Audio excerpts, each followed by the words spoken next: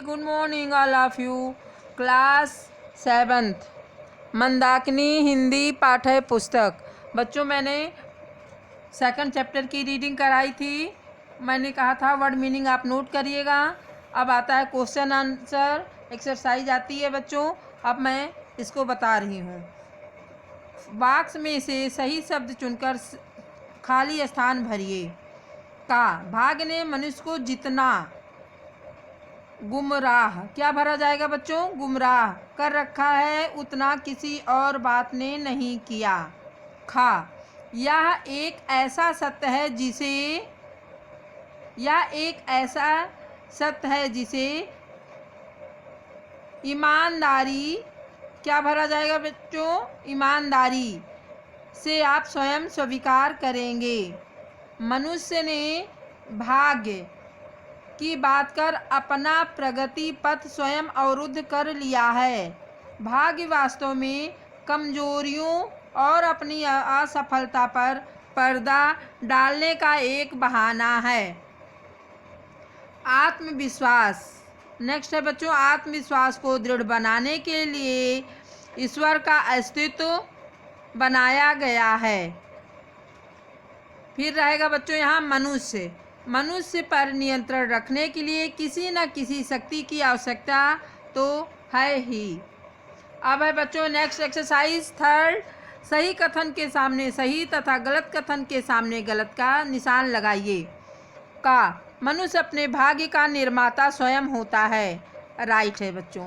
कुछ आक्रमण लोगों ने भाग्य का प्रचलन किया है, ये भी सही है बच्चों।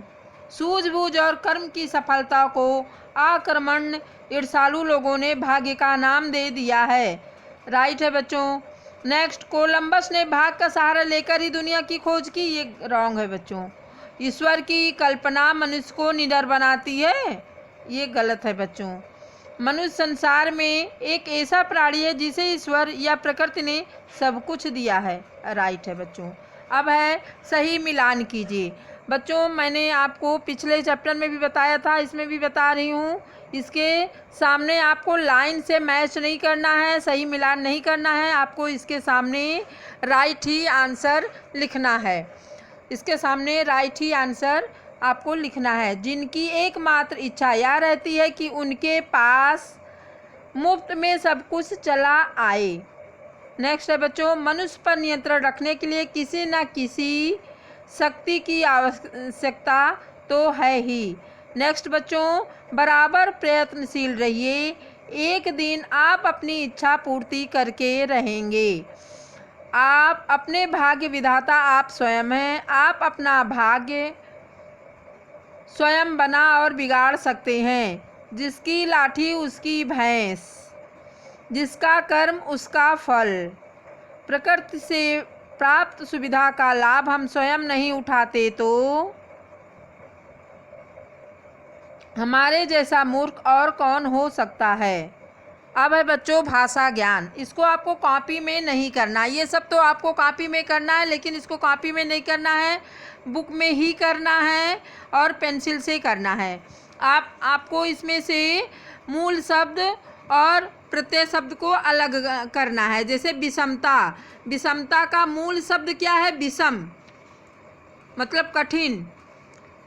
इसमें प्रत्यय क्या लगा है बच्चों? ता, विषमता। जैसे ईमानदारी मूल शब्द है ईमान, दारी शब्द है प्रत्यय।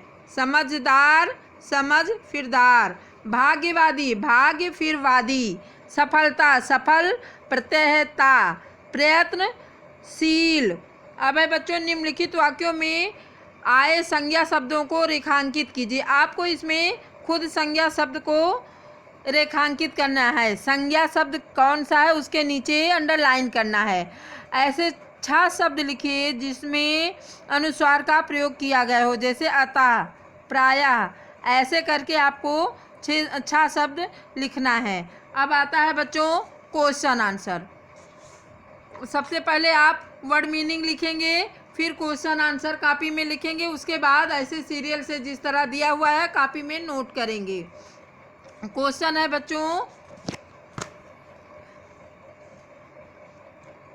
भाग्य से मनुष्य का जीवन कैसा बन जाता है। भाग्यवादी मनुष्य सब कुछ पाने की क्षमता रखने के बावजूद आलस्य के कारण या कामचोरी के कारण भाग्य की बात मानकर पड़ा रह जाता है। बच्चों, भाग्य के सहारे नहीं रहना चाहिए, हमेशा कर्म करते रहना चाहिए। मनुष्य जीवन की सफलता का मूल मंत्र क्या है? मनुष्य जीवन की सफलता का मूल मंत्र कर्म निष्ठा है, कर्म के प्रति ईमानदारी है। बच्चों, नेक्स्ट क्वेश्चन है, मनुष्य के अच्छा जीवन जीने का शत्रु कौन है? मनुष्य के अच्छा जीवन जीने का शत्रु कौन है? बच्चों, भाग्य है। यह भाग्य मनुष्य का सबसे बड़ा शत्रु है। भाग्य मनुष्य को कुछ नहीं करने देता, वह मनुष्य को आक्रमण बना देता है। मनुष्य ने भाग्य की बात मानकर अपना प्रगति पथ स्वयं अवरुद्ध कर लिया है। बच्चों, कुछ लोग हैं जो कहते हैं ये मेरे भाग्य में ही नहीं था तो मैं क्या करूं। जैसे कि लोमड़ी है बच्चों, वो अंगूर लेने के लिए उछलती है और जब नहीं मिलता है उसको तो कहती है अंगूर खट्टे हैं। अंगूर खट्टे नहीं होते, अंगूर मीठे ही थे, लेकिन उसने मेहनत करना और बार बार प्रयास करने से अच्छा भाग्य का सहारा ले लिया, अपनी कमजोरी को भाग्य का कबर चढ़ा दिया और कह दिया कि अंगूर खट्टे हैं। इसलिए वो हमारे सफलता की सीढ़ी में अवरोध करते हैं भाग्य। मनुष्य अपना भाग्य विधाता स्वयं है। कैसे? हम स्वयं अपने भाग्य विधाता हैं। जैसा कार्य हम करेंगे वैसा फल पाएंगे। चींटी को देखें, वह कितनी बार चढ़ती गिरती है, निरंतर प्रयास करती है, सफल हो जाती है। जो उद्यम करते हैं, परिश्रमरत रहते हैं, निरंतर अपने कदम का ध्यान रखते हैं, वह अवश्य जो भी इच्छा करते हैं सब पा जाया करते हैं।